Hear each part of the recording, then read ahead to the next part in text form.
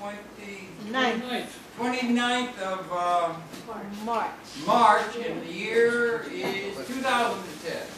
And we're honored to have speaking to us Ray Carey.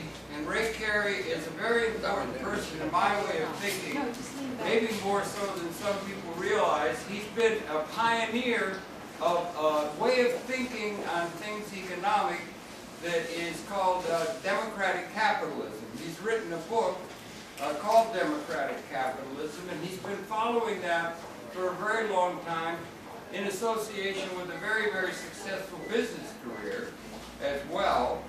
And he's a fan of Adam Smith, one would say, John Stuart Mill. He's an intellectual, and he's very concerned with the idea of expanding, if I'm not going to put words in his mouth, of expanding ownership, which those of you who are familiar with me that I'm very familiar with. He was associated, he knew of the work of Mortimer Adler and others, and he's going to talk to us today. Happy to greet people who are watching perhaps on the stream. It's now streaming to the internet, this program, and we've got a few people here. And so I think he's got schedules to keep it a rainy night. It's Passover. It was a heck of a way of getting scheduling an event in New York City on the night of Passover, because everybody's at Seder's and things like that. That was my fault. It wasn't on my calendar, right? They didn't realize it was Passover. But anyway, welcome one and all. He's attended by his lovely wife, Denise. And everybody find a seat, okay? I'm going to get near the door to keep track of that. Don't let Jackson and Humphrey, the dogs, con you out of too many cookies, if you can imagine. So without further ado, I'm going to introduce you to Ray Carey, our esteemed guest. And he's a very, very important person. Happy to say we're going to put this up on YouTube by tomorrow, Ray, so that it'll be available in archive. And so without further ado, welcome Ray Carey, a very important person, particularly in terms of understanding economics in a very interesting way that he's been following for a very long time. So give a round of applause for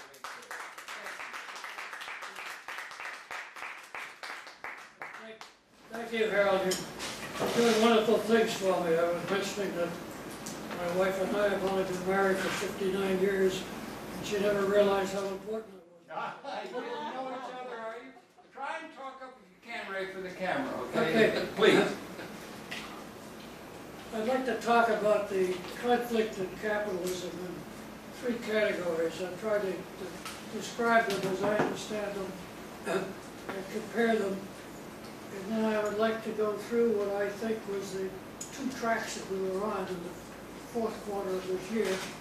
And finally, I'd like to compare the reforms going on. And my point there is, and that I'll make at that time, is that the reforms you hear about are all fixing finance capitalism, which got us into this trouble, and really do not address the fundamentals of the good capitalism. So those are the three areas.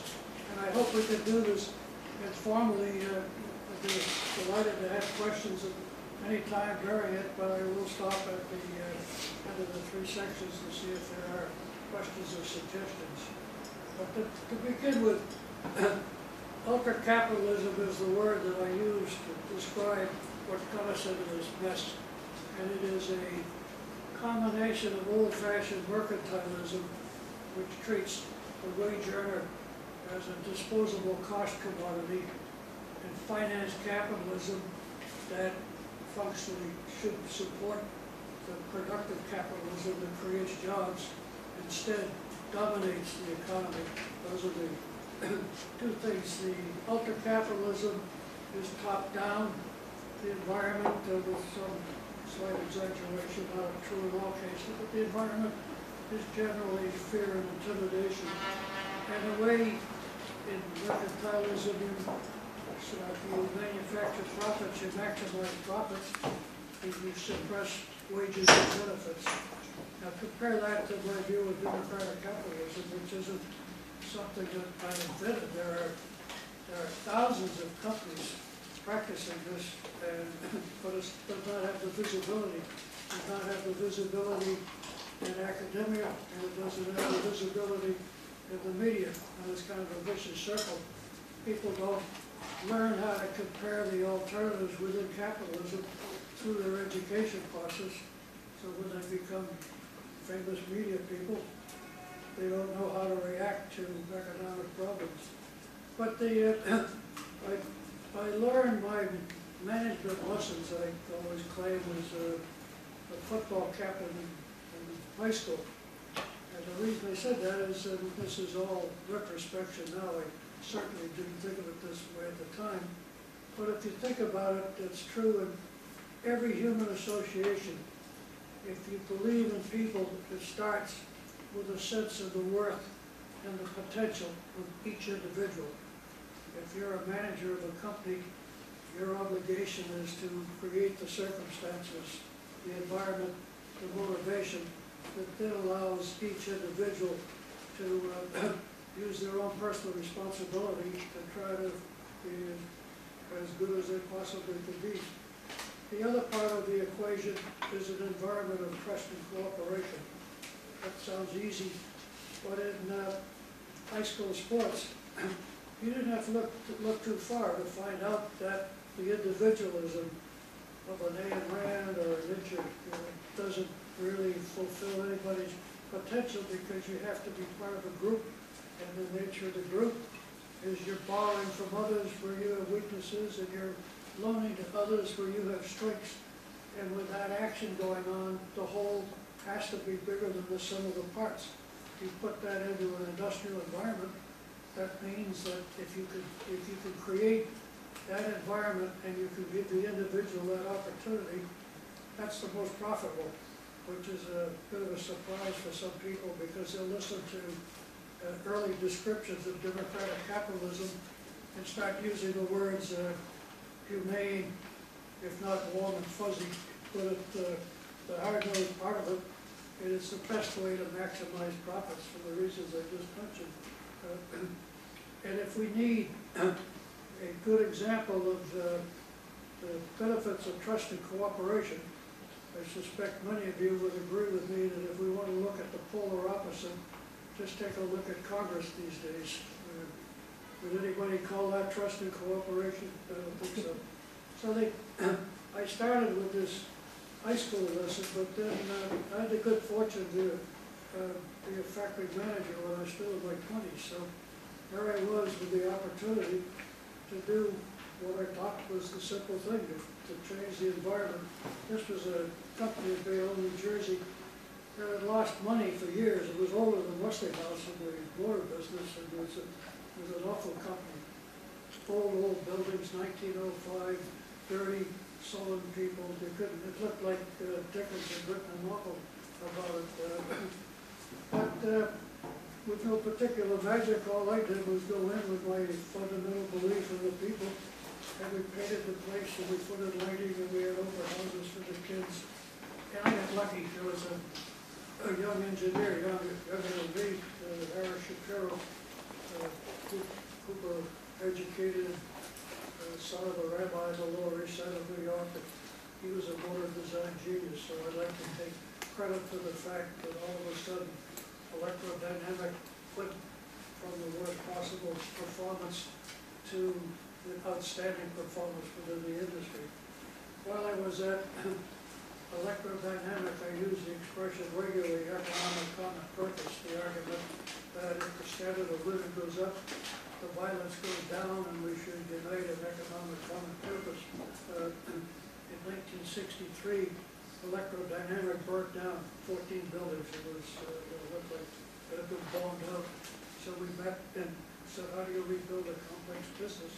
So I think I learned what people can do when they're united in economic common purpose, and it is dramatic. It is not, as somebody has suggested, a 10% improvement, 20% improvement. It's order of magnitude when people really work together. It just reminds you of how much energy we waste trying to do it the other way. At ADT, which I ran for almost 18 years, I had an opportunity that I wasn't able to pursue at electrodynamic, but that was, if you think of the individual, the worth of the individual, the environment of trust and cooperation, there's one other component. You need a way, if the potential is so great once you get the first two together, then you need a way to share the rewards of doing a better job, creating more wealth. And that means profit sharing, ownership opportunities. And it really means the ownership of everybody that has some pension savings, but that's getting an overload for the action. So that was an opportunity I had at ADT when I was running that. And we had, I thought it was interesting, we had a contest to name the new plan, the new profit sharing stock ownership plan. And a lady in the Detroit office said, as I understand it, the more we care, the more we'll have to share. So that's simple, direct, seeks to capture the whole space. So that was the name of the program, Care and Share. And in a decade, this is a pretty big company, in a decade, the employees own 13% of the company would have been bought, they took checks to their spouses that were pretty extraordinary in terms. I mentioned the background. I didn't mention Harvard Business School for a very simple reason. I've never heard any discussion of the democratic workplace or many of these things that I'm talking about at Harvard Business School. But on the other hand, if you're in the humanities in a university, you would think if in general terms you're relating to the human condition, you would think there'd be a curiosity about relative economic systems if one claims to have be able to do a far better job for you. In my study, when I retired, I went on a full-time study, and in my book I tend to comment on a synthesis of Smith, Marx, and Mill.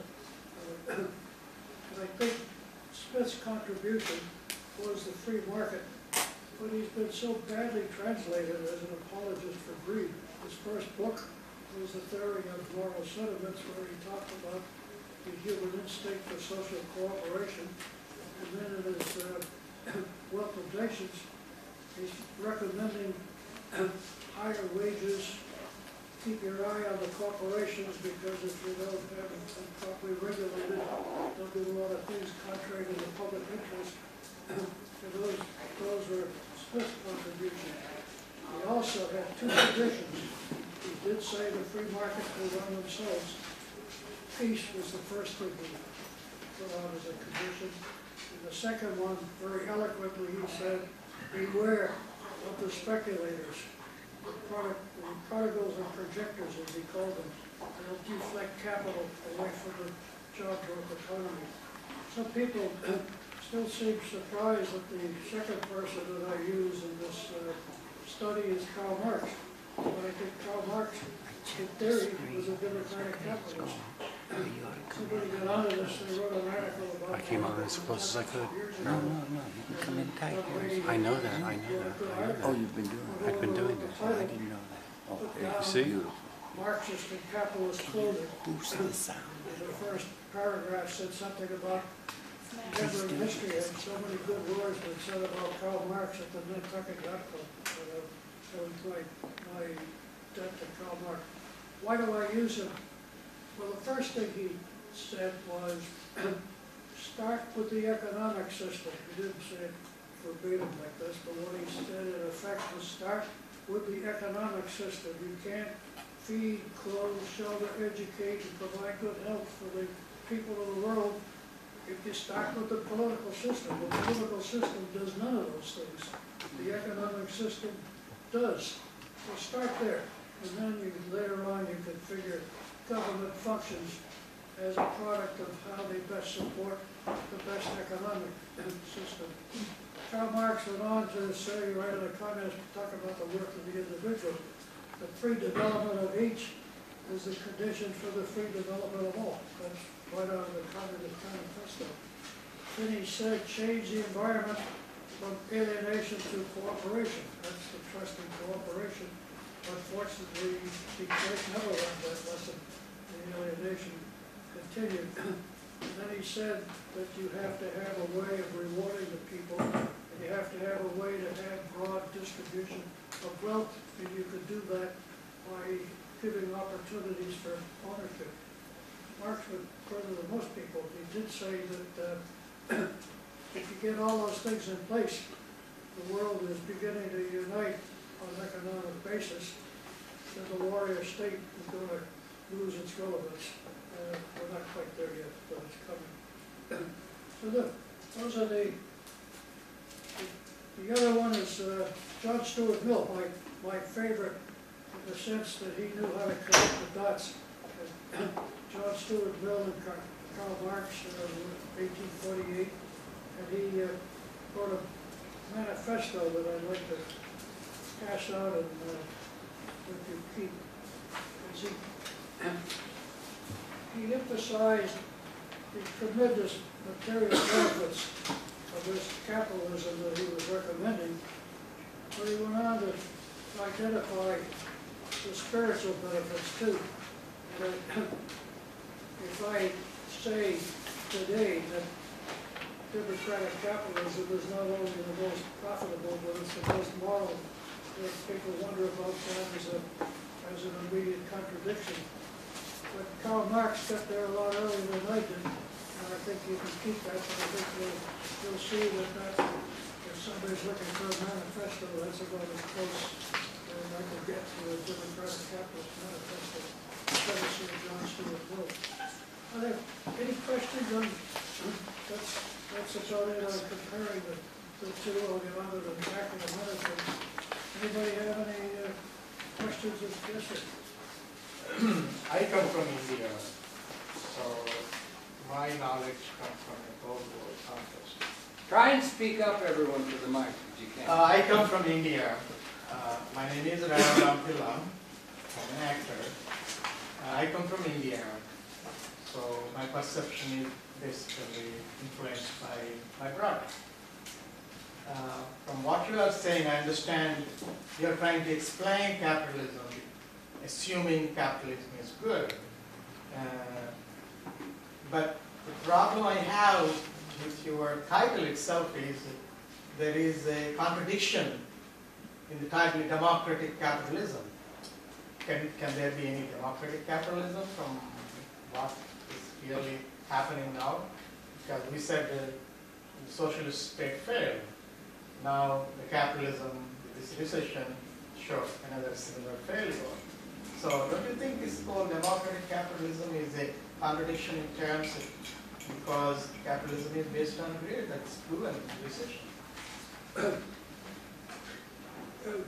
Good question, except everything I just said was trying to explain why that perception is, pardon the expression, superficial and begs for further analysis of the conflicting forms of capitalism, democratic capitalism, and I'll get into that. If you look at information age industries, and incidentally, there have been more people taken out of dire poverty in India in the last decade than there have been in history by a modified form of democratic capitalism. It's at the company level, but between China and India, there's almost 1 billion people that come out of terrible poverty.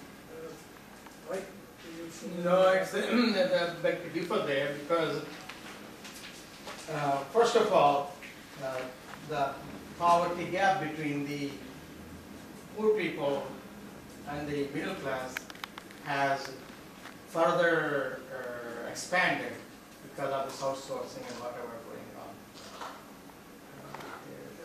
So it's not actually true that India has come out of poverty. And also it has still the hangups of the colonialism because of the exploitation. We have been exploited. So we haven't been fully away from it. So the middle class is getting benefited with some of the advantages who would control or help to maintain the state structure. That's what is happening in India. I think history will support the idea that you have to see momentum building a new middle class. A lot of people that are in the Indian middle class were not in the middle class 10 years ago. They have had the opportunity. If I may take one more step, And in due time, that spreads. That was one of Smith's theories, that if you get enough people with enough wealth, the volume goes up, the cost goes down, more people can afford to buy. In the tracks I was just going to talk about, one of the positive things is the whole advent of the information age industries. You could see the industry following the technology. The technology brought us the Industrial Revolution, but that was wage slaves. And the people in the Industrial Revolution, to a large extent, were demeaned. In the information age, they depend on the cognitive power of the people. They have to have a democratic workplace. If they don't have a democratic workplace, they don't succeed. So I think that's one of the most positive things going on. For the first time, we have an economically determined motivation to have a democratic workplace. And I think you'll see stories about many of them, but there are very few of them that can manage to try to succeed if they have not adopted forms of democratic capitalism. If I may ask, what is your definition of democratic base? Is it one man, one vote, or? I tried to explain it's the worth of the individual. It's not democratic in a political sense. It's democratic in a sense of looking for equal opportunity in the workplace for everybody, and looking, most importantly, for the opportunity for them to reach their potential. And I think that's what they're able to do. But it has to be in an environment of trust and cooperation, or it won't work. And I think there are plenty of examples that support the idea that a team of superstars regularly gets beaten by a team where there's cohesion and trust and cooperation.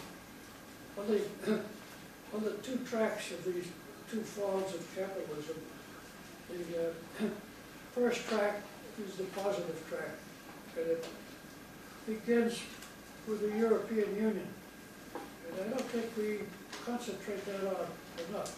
If you think of what the European nations did, the colonization of the world, and if you think of the millions and millions of young men that were killed in repetitive wars, and it got worse. And we got a little bit better in the 19th century, and they got worse in the 20th. And going into total wars.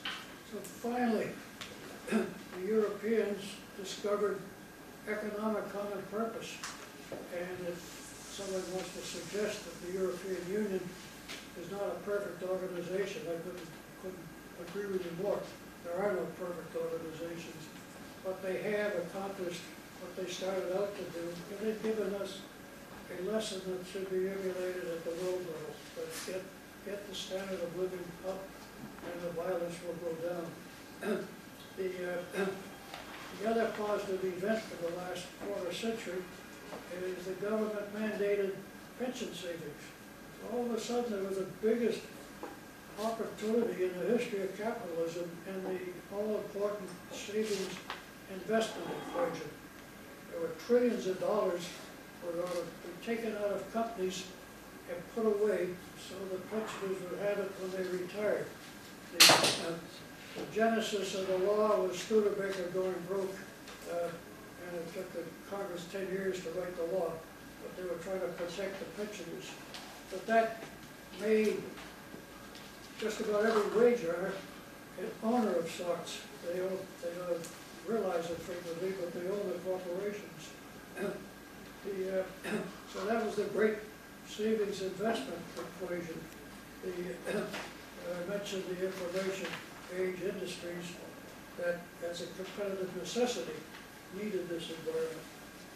But unfortunately, there was another track. That was the negative track, in my opinion.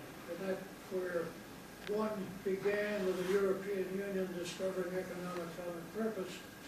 The other one begins with the United States deciding that we want to be the imperialist of the world, the top of the world. I think people thought that we won the Cold War in Russia with the demise of communism. My argument is that we did not win it. We came in next to last. My point being that was very eloquently described by Professor Kennedy of Yale years ago in a book on the imperial overstretch, that if you spend this money on the military and don't spend it on your people, in due time it's going to fight you. And I think that that's what happened to Russia. And for some reason, we thought that we were isolated from that event. And we probably are in a deep regrets that we didn't recognize our opportunity to be a team player in the world at that time. And instead, we took the military power that had been built up in the Cold War and used it for our exceptionalism, as they call it. I think don't misunderstand me, I think I'm super patriot, but that's more than feeling very badly about what we could be and what we could be doing if we hadn't fallen into that trap, in my opinion. So that the other thing that happened that was a huge negative is that when Congress designed ERISA and sent these trillions of dollars of savings, presumably to move into the savings investment, put in the long-term program, put in the infrastructure, put into building plants, creating jobs, it stopped in Wall Street. They didn't figure out where it would go and how much it was going to cost to get there. It went and stopped in Wall Street. Very little of it went past Wall Street. For example, in 2006, there was $585 billion more spent on stock buybacks, which is an arithmetic way to hike the price of the stock and the value of the options, and deals, and virtually every deal had the common denominator of firing people in order to sacrifice long-term programs for the present benefit. So ERISA, which could have been the greatest savings investment opportunity in history, turned into the powerful mechanism that Wall Street used to create a short-term environment. The so-called shareholder capitalism was predominant. And it affected the business schools and every place else. But the idea that the only thing you had to worry about as a manager was the price of the stock was ridiculous. But that is what took over and dominated our economy for the last quarter century. So those are terrible negatives. And besides that, at that time, the Wall Street firms went public, which the good old firms like Goldman Sachs, John Whitehead, who was the head of Goldman Sachs, was a good friend of mine and quoted very nice testimony on the back of my book. And at his time, Goldman Sachs wouldn't get involved in a hostile takeover. We've now advanced to the point of where Goldman Sachs will do anything that makes a buck, including selling a product over here as though it's going to add value. At the same time, another part of the company is shorting the stock, betting it's going to go down. So they're going to make it in both directions, which is pretty sad. The other negative is perverse incentives. I think you could look very long and hard to find an incentive on Wall Street that is consistent with the mission of the wage earner. You could begin in this whole housing debacle, you could begin with the mortgage broker. If you're a mortgage broker and if you can get $10,000 for getting somebody to sign a document you have in front of them, and you get nothing if they don't sign, it's going to take an awfully good person to explain the fine print to that person. And you go to the other end of the spectrum, and the so-called fairness opinion, the investment banks get tons of money for giving a fairness opinion. Yes, this is a good deal. Warren Buffett, God bless him, he comes up with some good ones, but he says that fairness opinion is like asking your barber if you need a haircut. And Buffett's solution, he always has a solution. In this case, he says, okay, they only make their money if you make a deal. The board should hire another investment banker, and they only make their money if you don't make a deal. So balance things out nicely. So those are the negatives, and unfortunately, I still think there are reasons that the positive trend can come alive again and lead us. I didn't mention my most optimistic point. That is my feeling that countries like India and China, who are the emerging economic powers, have been victims of colonization. The idea that either or both of them are going to be world imperialists on the level that the European countries were, I doubt. In my own opinion, the money that China spends on the military is in response to what we spend on the military.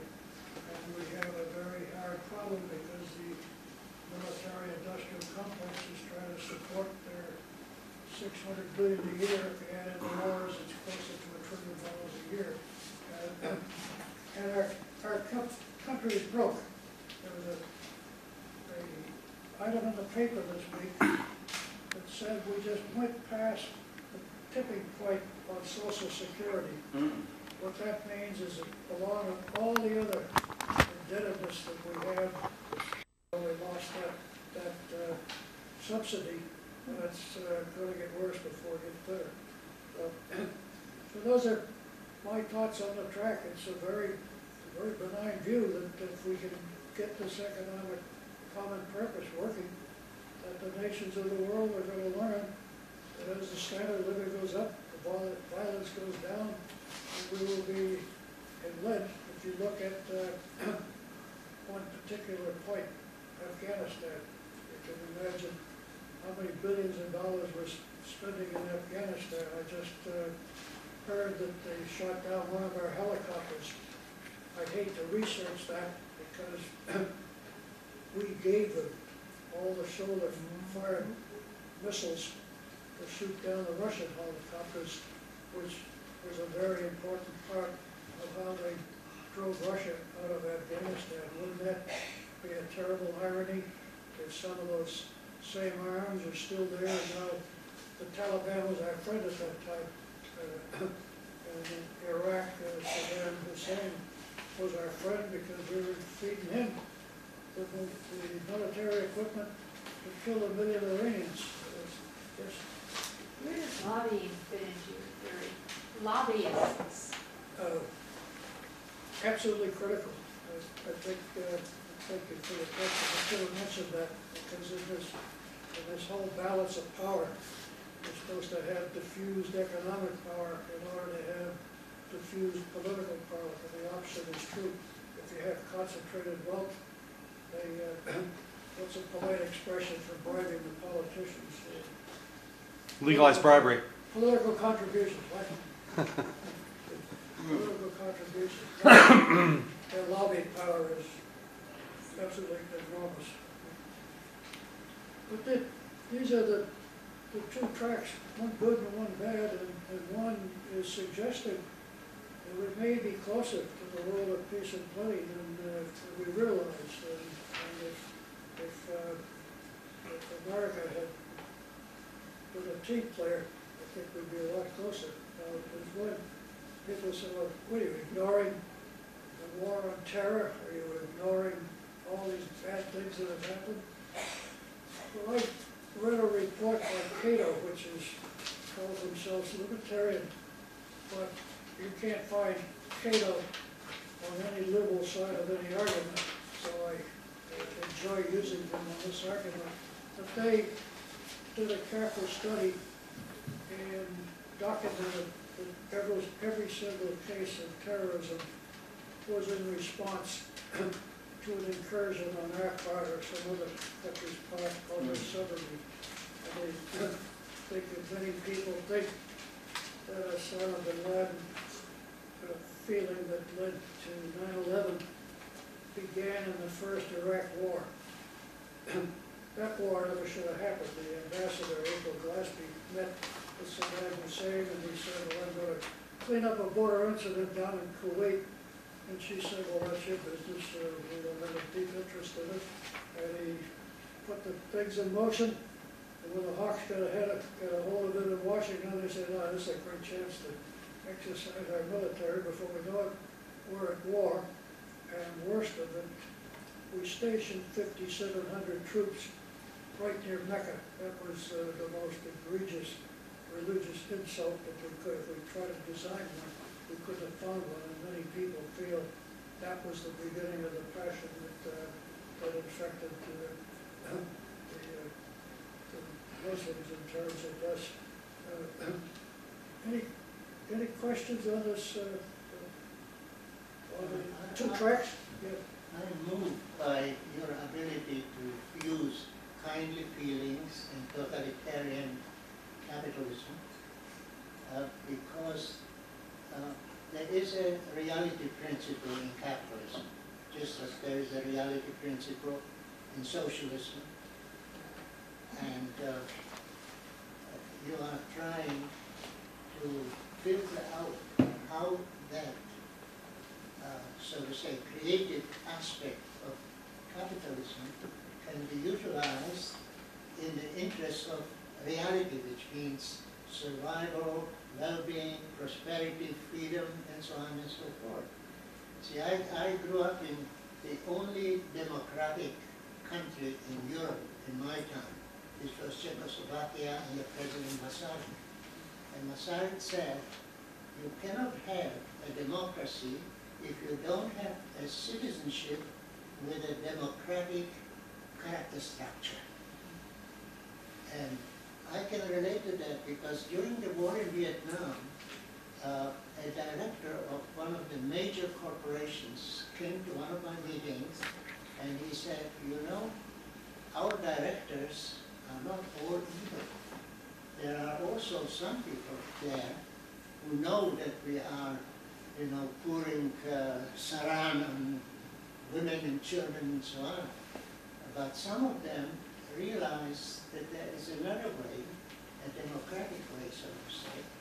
And so I can relate to what you were saying with a lot of affirmation. Thank you. Well, thank you. Wouldn't it be wonderful if the thing that I outlined could be documented and supported, that the system that is moral, humane, gives people the greatest opportunity, is at the same time the most profitable system. And that is my argument. I think it's supportable. The last section I wanted to talk about was the reform. Yes, sir. Yeah, I just want to ask you your feelings. I don't think the problem is democracy. I think the problem is profiteering, greed, and avoiding regulation. You know, we can think of a lot of things in this system that have gone wrong that we generally don't think of. I'll mention three things right now. When things become popular in our system, they become more expensive. I remember being able to purchase red yeast rice and coenzyme 10 Pro before they were popular. Now they're going through the roof. Or for instance, you take something like college textbooks. They're always made in a very heavy-handed way, oversized and heavy, so that they can charge hundreds of dollars to students, when these students can get that same material over the internet for either free or a very low fee. And we can think, in fact, bicycles, when I was young, a bicycle even imported from the best ones from Britain were $35, $36. Now that it's a popular activity, I've come across bicycles that are a few $1,000s. So I don't think the Capitalist Manifesto is particularly wrong, except in my mind it's an impossibility unless you can bring in regulation and put an effective end to profiteering. Thank you. I think Adam Smith anticipated that. He said, beware of the speculators. Getting into the reforms, the first thing that you find out is that we not only deregulated, the finance capitalist took Adam Smith's free market theory and they perverted it. They said, oh, he's talking about us. He wasn't talking about finance capitalism. He said finance is a subtraction from the wealth of a nation. And he warned specifically against that. But they used that to get willing politicians to deregulate. Allison's point that the lobby power is so extraordinary that if they get a mission, that forcibly they usually accomplish it. But if you look at the reforms going on right now, the ones you read about in the paper, you start with the shadow banking, which was over half of the credit going into the system, which had zero regulation. So there'll be some change in that. There's this leverage question. If you work out on the back of an envelope, if you've got $100 and you bet on the carry trade, the interest rates in Japan against the interest rates in some other country, and you might make yourself 3%. If you borrow $5,000 of 50-to-1 leverage, you can make 150% or something like that. And that's what's gone on for the last quarter century. They kept having this greed, as you outlined, but the greed was demanded constant improvement in profits. And the only way they could improve the profits was to go from a 10-to-1 leverage to a 20-to-1 leverage to a 30-to-1 leverage. And the big thing that's wrong with that is that eventually you're going to miss a bet. And when you miss the bet, you now have a stack so high that it can vary the system in very awkward terms. That's part of what happened in this disaster that we've gone through. I mentioned the perverse incentives, the brokerage, mortgage brokers, and now they're talking about clawbacks. They have interesting expressions. The idea that the person who originates the loan does not keep any part of the loan is about as far as you can get from the old-fashioned idea that the bankers are responsible for determining the quality of the loan. And I think the expression there is they have to keep some skin in the game. And I think it's a legitimate idea. And one on the bonuses is there has to be a clawback. You've read the buzzwords in the paper. But I think the concept is appropriate, that people shouldn't be getting big wins, walking away with it, and finding out 9 months later that it was a disaster and they got paid for things that really didn't happen. So I think those are all good and useful things. They're talking about the derivatives. Warren Buffett in his 2001 annual report, which people read like the Daily News sometimes, are anxious to get it. But he called derivatives time bombs, which are going to explode and be destructive both for the people that hold them and for the economy in general. We didn't listen. In this idea that the monetary system doesn't need regulation, if you don't believe me, listen to George Soros. George Soros made his fame originally by betting against the British pound and for the German D-mark, and that bet he must have had pretty good leverage because he literally made $1 billion on that bet. But he's a statesman too. He gives away, probably makes so much money on the speculation, but he gives away a ton of money in in Hungary, Russia, lots of places, and he really is a political activist in this country. But he says that the instabilities in the monetary system are a greater threat than any totalitarian threat that exists. In other words, run, don't walk to getting decent regulation of that monster, or it'll consume you. Yes. I wonder, you spoke about Mortimer Adler. You were an admirer of Mortimer Adler, and I'm not sure, I was doing some things here and everything. You mentioned you were acquainted with, you would have been one of the very few people that would have been acquainted with the book, The Capitalist Manifesto, that Mortimer Adler signed on to and gave his imprimatur to. The book was essentially the ideas of Louis Kelso, and there was considerably done in that, and I wonder if you could comment on where you think Louis Kelso and the book, The Capitalist Manifesto, from 1958, and the books that followed, you know, including two-factor theory, or in general, the theoretical framework that Louis Kelso introduced into the thinking. Critical events. As you know, Senator Russell Long passed about 15 laws favoring ownership. This was the ESOP. Yes, sir.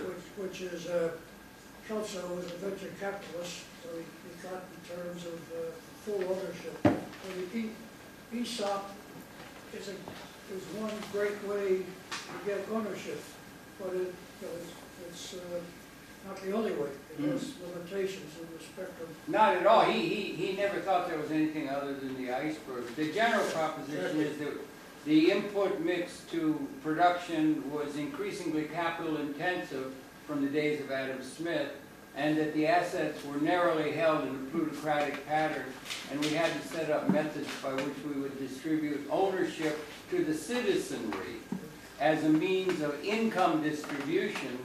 And when counter to the statement of Lord Keynes, when he said you're going to be confronted, particularly in an information age, with massive technologically induced unemployment, when you have a situation that the only way the citizens were getting income to buy food or whatever was through their labor participation, you had to have an alternative way to not only form capital, but to distribute demand.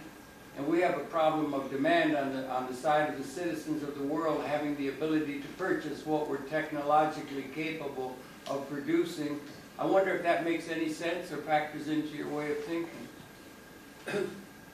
Let me try to separate a lot of important thoughts there.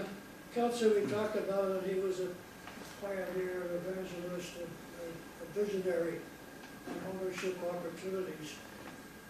The idea of getting away from concentrated wealth and getting broad distribution of wealth tends to be regarded as a matter of fairness, which it is.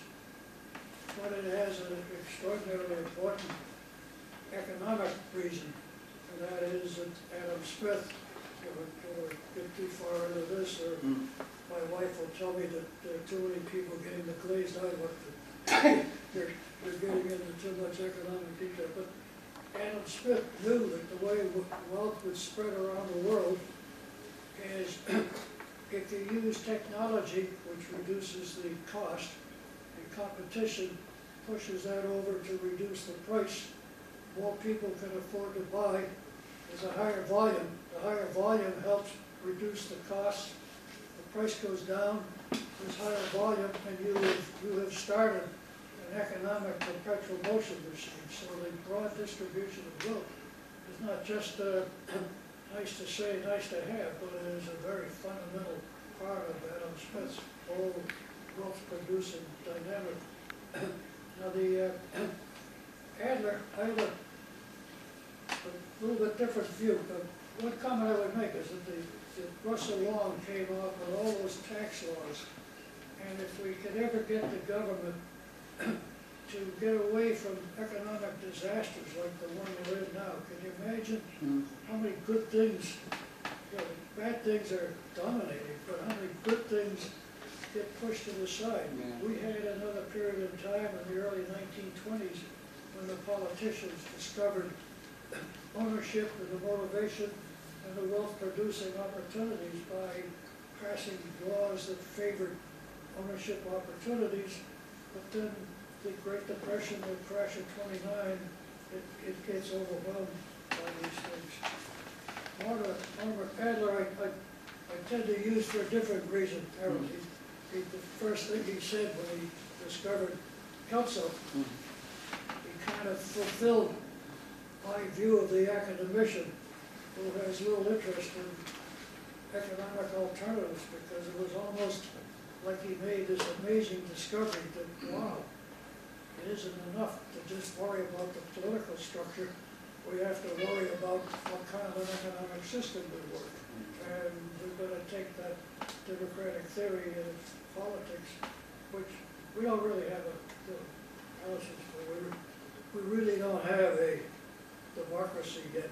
No. An oligarchy, if an oligarchy is described as a few people having the power, both financial and legislative. Do we have an economic plutocracy in terms of capital ownership?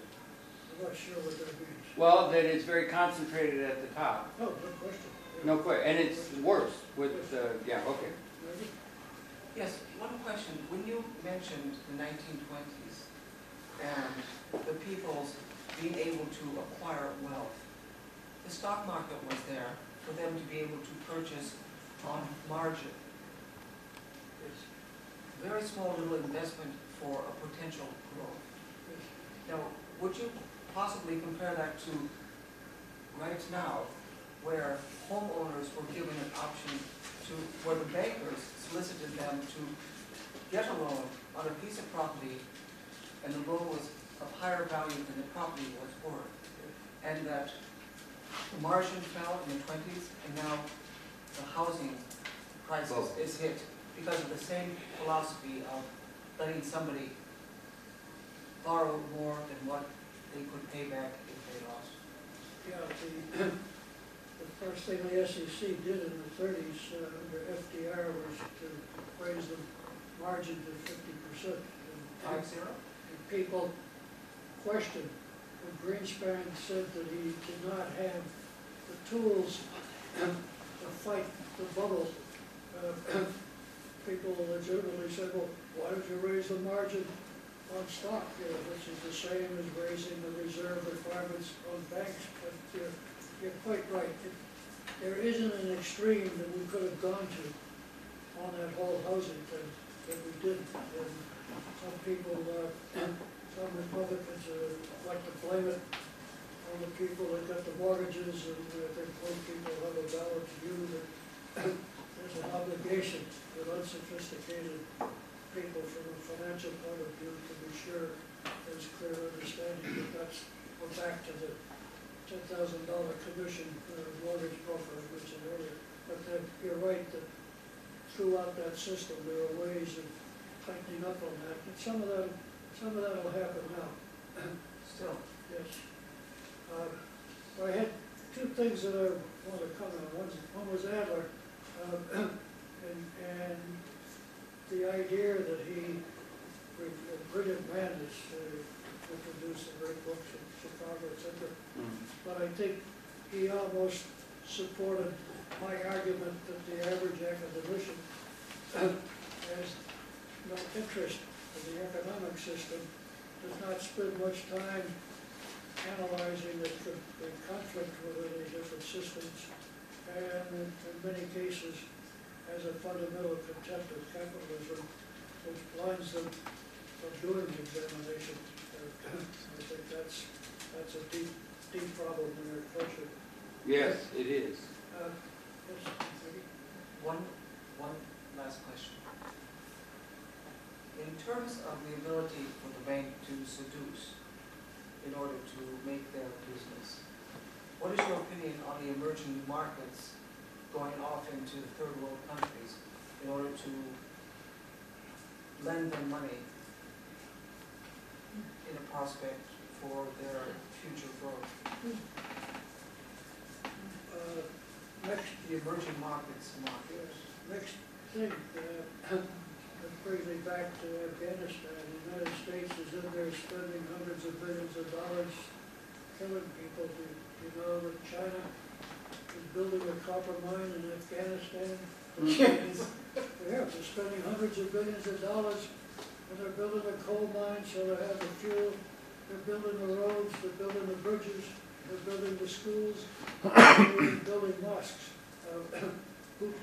10 years from now, who do you think will be talked about in the Afghanistani education system? They'll be speaking Chinese? Yeah. Well, I think the Chinese have such an appetite for commodities that they're quite content to get that supply. They're not trying to, I don't think they're trying to colonize it. Well, in '63, They may when be the ahead of the Chinese- game there, yeah. So in '63, when the Chinese attacked the India border, that little sliver of Afghanistan, China, India, there was a massive war there. Pardon me? There was a massive war at that moment in '63. And it was the Chinese trying to get in, the Russians were trying to get in, everybody's trying to get into Afghanistan, a poor little country. And their record is pretty good on kicking them out, though, isn't it? I think the British are on. The British knew what they were about, but they didn't have the ability to mine all this stuff. That's right. Okay, I'm not sure if I answered that very well. Well, no, it was just, I suppose, the philosophy of the emerging markets and what is truly their goal in trying to finance markets that are very undeveloped, simply, in many, many nations around the world. Whenever, I think there are some countries in Africa doing very well now. They were left very badly by the colonists, so they had to go through a learning period to do it. But I think there are some wonderful examples. Whenever you get economic freedom, and it's now clear that economic freedom can work in an authoritarian country. If somebody says they've given up on democracy, I say no. But if you can get people fed, clothed, sheltered, educated, and good health in an authoritarian country using economic freedom at the company level, to do it. That's the ultimate human rights to me. We go around criticizing other countries on human rights, and we've got 30% unemployment of urban males, and we're sitting in it right now. So They say that. Question. Oh, Okay, economic freedom, but are the Chinese and is India going to slip into the same chasm? Or haven't they been slipping into the same chasm that our economic, in other words, the freedom of the banks and the stock market schemers to invent all of these gambling games and false promises without regulation. So, freedom has to be reined in. Economic freedom isn't, it's a destructive kind of freedom when it goes past a certain point. I've been very interested to read that this argument of Greenspans, that he doesn't have the tools to prevent bubbles. Somebody should send them to China because they are working on reserves, and when they think it's getting overheated to the point of speculation, they make a modification in the bank reserves that they're working with. So they have learned how to cool it off, and that's the first part. I talked about the reform that you'll hear of finance capitalism, which basically is putting Humpty Dumpty back together again, and it isn't going to affect their lobbying power, and there'll be some improvement, but it's only a question of how long it will go before we have a new disaster for many of the same reasons. But the reforms that I think are critical are the ones that address the fundamentals of capitalism, beginning, and this gets to this point, beginning with the idea that our government does not prevent asset inflation, stocks, and real estate. And people like Greenspan go to Congress and say, we can't do it because they don't have the tools. They can do it, they have the tools, their taxes, transaction taxes, income taxes, capital gains taxes. They have the reserves. They should go and learn from China how to move your reserves to limit the speculation. But for the time of Alexander Hamilton, we had not tried to distinguish between money going to speculation and money going into the job growth economy. And that's the fundamental problem. Yep. And most people don't realize that the asset inflation has no reason to be. That the government prevents price inflation. They read the CPI, and why do they do that? And the wealthy people that have the lobby power don't want to see their wealth eroded by price inflation. But they don't want to see control of asset inflation because they make their money in the up direction, and they think they're smart enough to get out before it goes into the down direction. So my first reform, and it seemed it's not exactly a popular concept yet, but I'll keep barking at that one because I think this recession never should have happened. There's a tool, the government.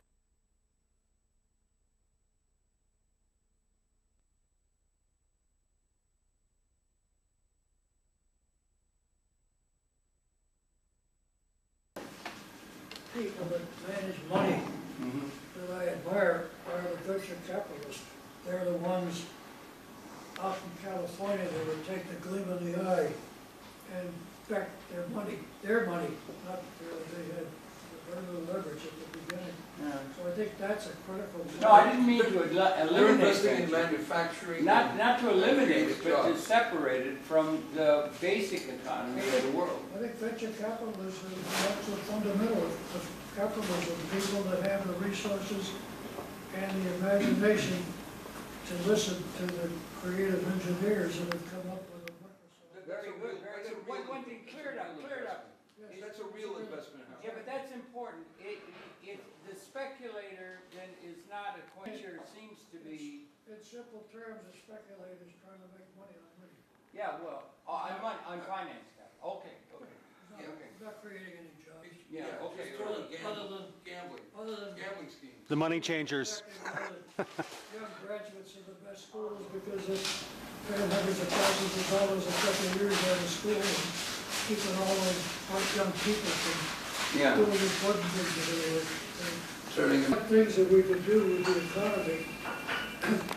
There's $2 trillion of infrastructure overdue. It's hard to pick up a magazine, but they don't remind you that we aren't fixing the bridges, we're not fixing the water system, we're not fixing the schools. $2 trillion is overdue. At the same time, there's about $3 trillion waiting to get invested. That's the money that's sitting on the sidelines. But that money, that's the money that didn't go on out into the economy in R&D and building plants and making jobs. So we've got tons of pension money over here.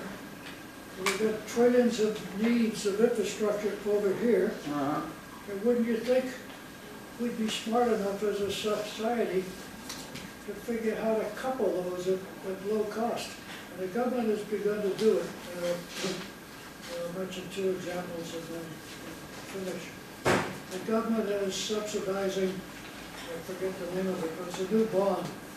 It's got a 7% interest and it's being given to the states and the cities for infrastructure work. But they subsidize it so the states probably pay for 100%, 7%. And the same article that described how this was a useful thing to create jobs at the city and the state level said that Wall Street has already earned over $1 billion in fees.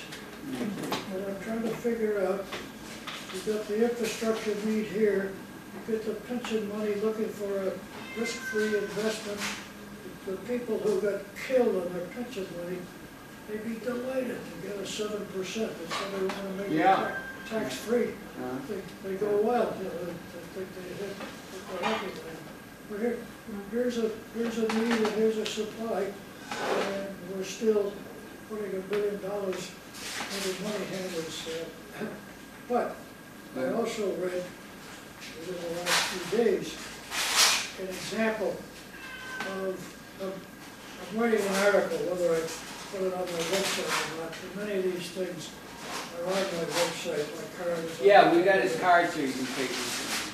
And there are articles on Smith and Parks and Hill and many others, and I promise you, each article is under 800 words, so if you're curious, I hope that you would visit that. And this whole thing that happened to ERISA in article number 13. The article I'm working on right now, if it survives, the title is Fire Wall Street and Move Your Money.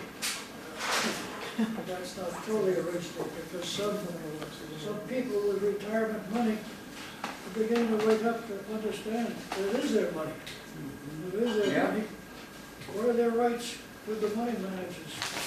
What are their rights with the politicians? So I think we have an incipient opportunity, and I was delighted to read that the Ontario Teachers Pension Fund had just beat a private equity company to buy a company. And they said, well, what's the difference? Private equity would be Goldman Sachs and Bain consulting, buying Burger King, $30 million fee at the beginning, large management fees. They leverage the balance sheet for hundreds of millions of dollars, pay themselves a special dividend. Do they take it public again, make 3 times what they spent to begin, and talk about insult and injury, then charge them $30 million for termination consulting fee. That's what private equity does. That's just like every other deal. They're either acquire and fire, which is a deal, or the buy it, strip it, flip it, which is the private equity. But the Ontario teachers, that's not what they're involved in. They are taking patient capital, capital that is looking for a return in what, 5, 8, 10 years. And that's what economies survive on, and that's what economies grow on. So here's an example of a teachers union in Canada. Taught us a lot of things. The banks avoided most of the crazy stuff that we did. But here's a teachers pension fund buying companies. And in that same article, they said that CalPERS, and as CalPERS goes, so goes the pension industry, and by far the biggest in California. But I have a lot of work going on with Rikers, and I emailed them today and gave them the article and asked them, and all the professors know what TIAA is, located here in New York, and that has all the professors' pension money. I said, don't you have an association? Can't you get your professors' association and start building on this momentum? So to conclude, I think, like Adam Smith, that economic freedom can feed, clothe, shelter, educate, and provide good health for people of the world.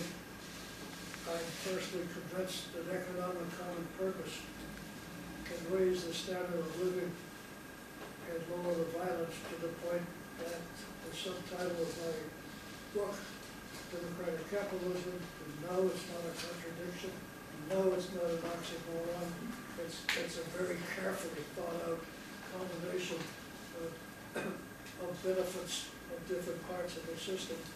And the subtitle, which is The Way to a World of Peace and Plenty. The book was published in 2004, and I'm more certain that democratic capitalism is the way to a world of peace and plenty, and implied in that is the world of peace and plenty is available if we all get at it and understand the components of this and make our voices known to the money managers and the politicians. Hear, hear. Thank you very much for Thank you for the work. Keep it up, sir.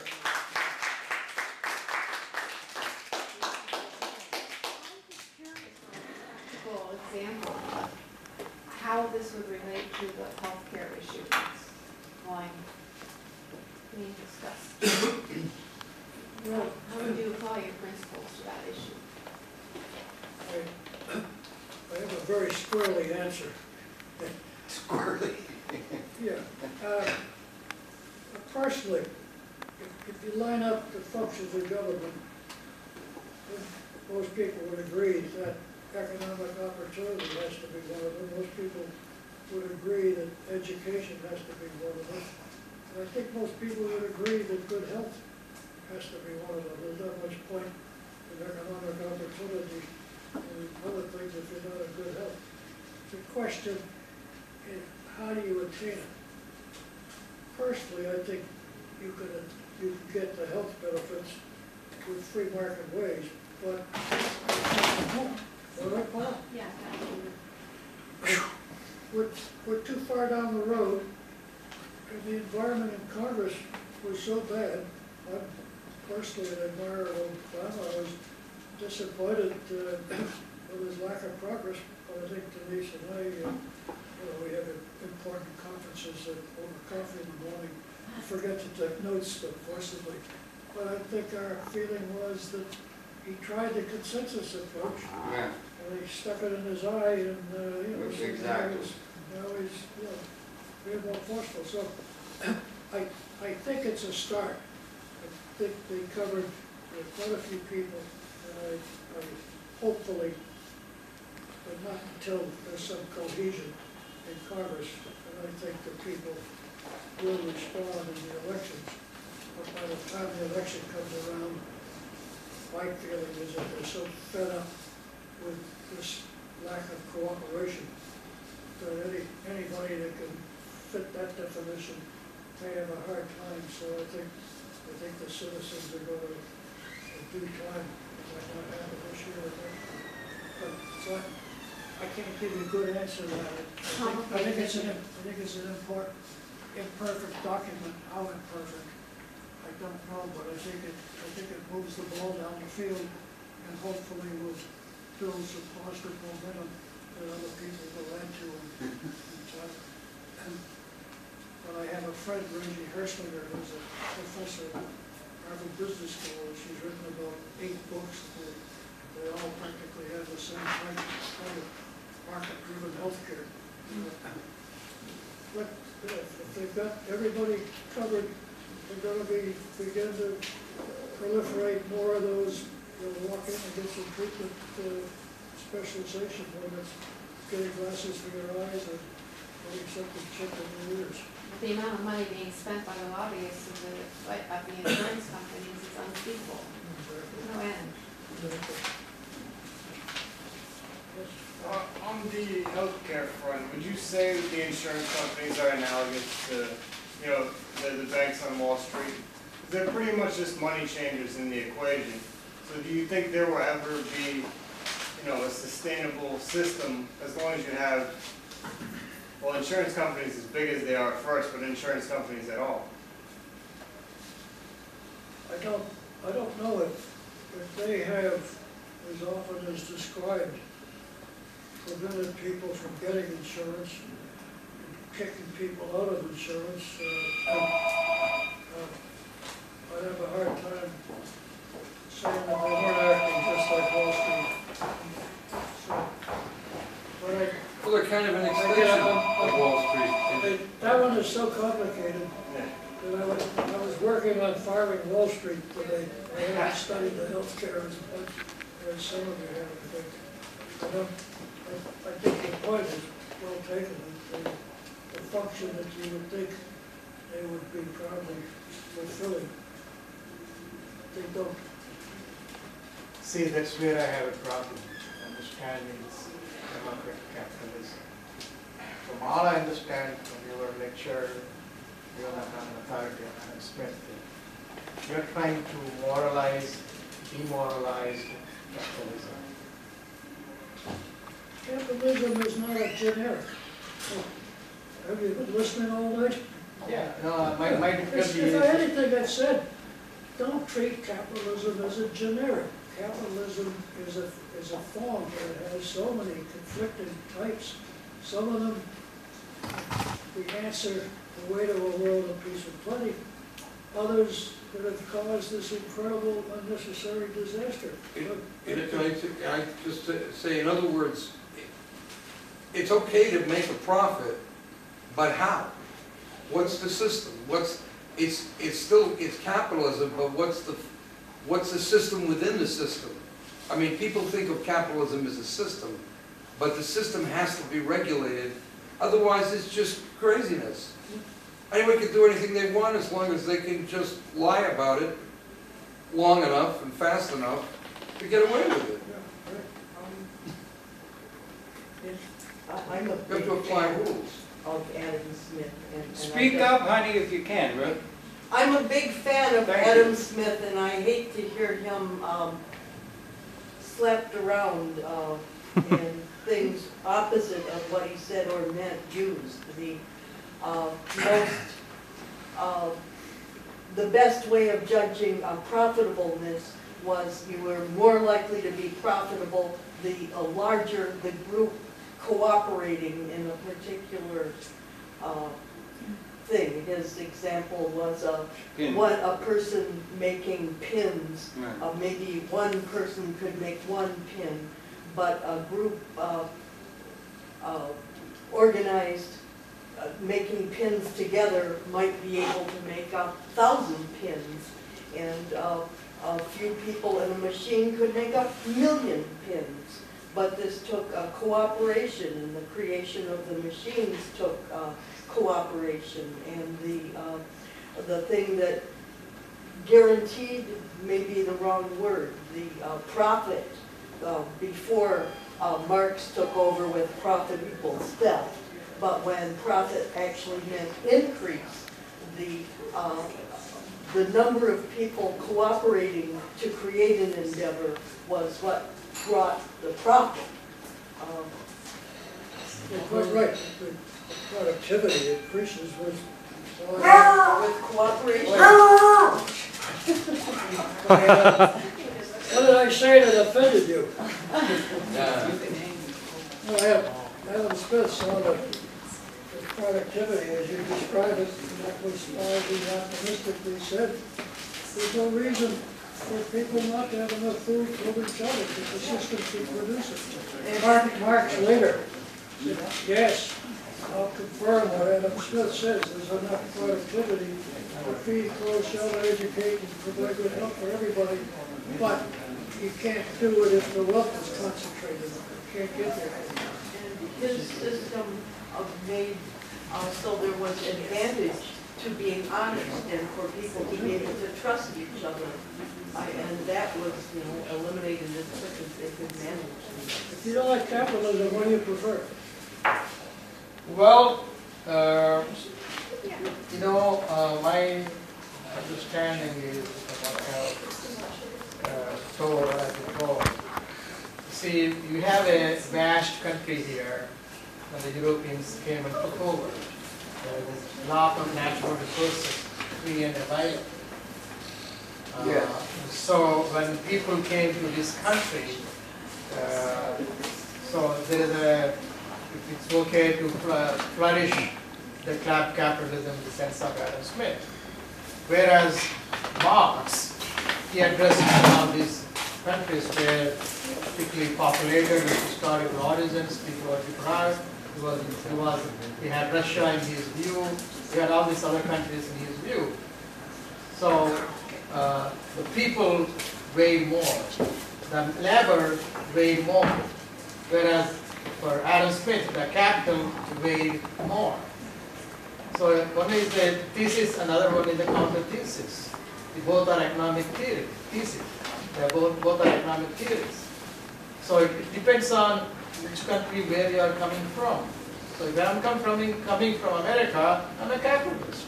If I'm coming from China, India, or Russia, I would prefer kind of a socialism, where a few people few people will control the whole. The record is absolutely clear.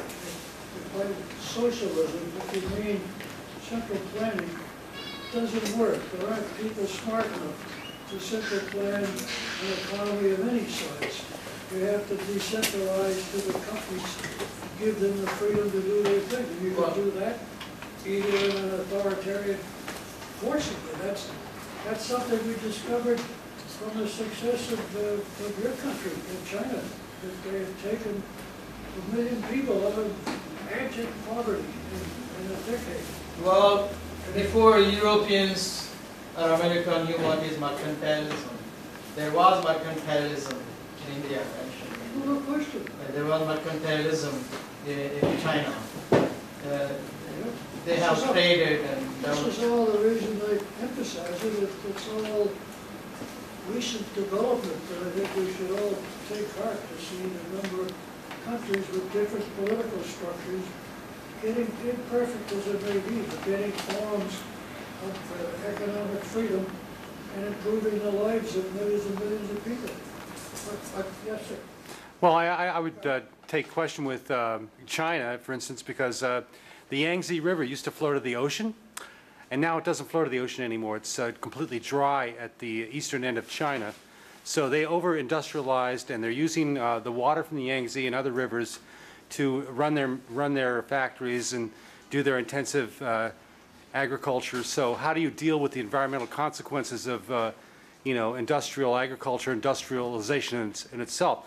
The other thing I'd like to point out is, what would you say is the most dynamic social, economic change in the United States in the 20th century?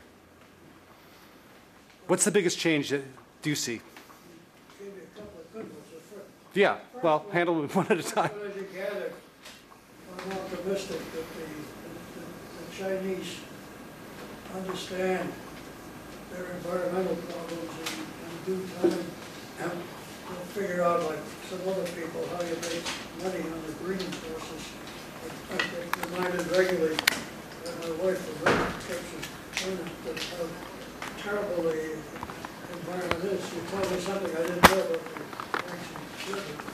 I think they are planning for the very long term, and we've already seen some moves, and I think still authoritarian in this case, and we've already seen some moves that they are sensitive to their responsibilities. And as we all know, the part of the environmental problem is man-made. We all know where most of that comes from. And the statistics are scary, that if everybody in China has the standard of living we do and buys 1 automobile or 3 automobiles, we're in real trouble. So I don't know what the most, give me a second question. Okay, what do you think is the most dynamic change in the United States? We'll just take the United States in the 20th century in terms of the economy, in terms of the way people live. I already, obviously I already have an answer for that, but I want to see what your opinion is. You won't even give me a hint. I'll give you my answer, but what's yours? In terms of the future, I think the most important event is that the technological progress that brought us the Industrial Revolution and the ability to make thousands of pins also at the same time demean the individual. It was pretty boring making pins. But the information age has brought forth a whole new work culture where I might have thought that the right work culture for old companies was democratic capitalism, but the technology has taken us to the point of where their only resource is the cognitive power of their people. And the only way you release the cognitive power of your people is to have a democratic work culture where they really feel that they're participating and contributing. And I think in terms of where we're going in the next 100 years, I think that's a critical change. For the first time, the benign work culture is a competitive necessity. All right, now what was your answer? Yeah, what was yours, Carl, Chris? Well, Rachel Carl. I am convinced that the most dynamic and tragic, really, change in the United States in terms of the way people live is bringing them off the farm. In 1900, 85% of the American populace farmed. Right. Now it's about 4%, if that. That's dramatic. That's an incredible siphoning off of intelligence and land use and people's ability to sustain their own communities, fairly small communities, into big cities. That was Thomas Jefferson's idea. Yeah. Exactly. The citizen farmer. So I think that's an amazing change, and we're stuck with it now. And every day at the UN they discuss land reform in the third world. They never discuss land reform here in the United States. We could go back to farming if we just had the will to do that and not be brainwashed and mollified by television and pursuits that really are We're pretty kind to some farmers. The United States subsidizes cotton, Europe subsidizes sugar, Japan subsidizes rice, and the combination is hundreds and hundreds of billions of dollars, and the consumer is screwed, but worse than that, the farmer in the poor countries does not get that work that really quite probably. Yeah, but United States corporations are dumping grain on Mexico and Central America and South America. They're dumping grain all the time to drive the farmers off the land. We should be subsidizing the farmers for cotton. I think we should have communities, sustainable communities, which are, like as you said, Jeffersonian ideal. And I think that is possible. Of course, we have a bigger population than we did in the Revolutionary War, but I think it's still possible to have communal activity around sustainable agriculture and get people in contact with the land again, to have a certain parcel of land that they are completely in control of, and not be dependent on corporations for their food supply. Do you think we should outlaw the combine? The combine. The combine. Not for wheat. Or the technology. Not for wheat. For tomatoes, I think it wouldn't be a very good idea. The technology is displacing the labor. Not for wheat. Business has monopolized farming. I mean, it's fewer and fewer companies that control food production. They could feed the world out of Kansas. Well, I have a question. Is there, in your concept of democratic capitalism space, for ideas of Abraham Maslow? Try and speak up if you can, please, Joe. Sorry. If there is any space in the concept of democratic capitalism for a psychological approach that has to do with human transformation, which means transformation of the people who are decision makers in terms of self-actualization. Maslow. Yeah, Maslow concept. I don't know, maybe, it runs parallel to what I read of Maslow, not a deep study, but I think I remember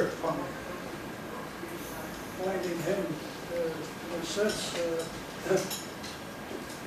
coming at the subject from a different direction, but ending up recognizing exactly capitalism. I would count him among our democratic capitalism heroes. Thank you. No question. All right. Well, all of you have a short commute. We got 50 miles, so. Oh, a long way to go before you rest. Thank you very much.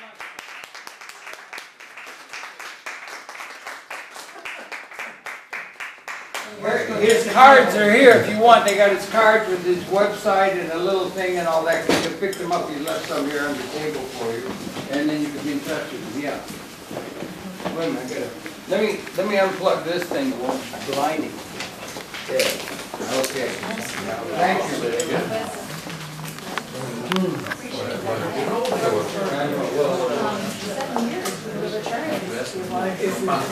Well, ask him.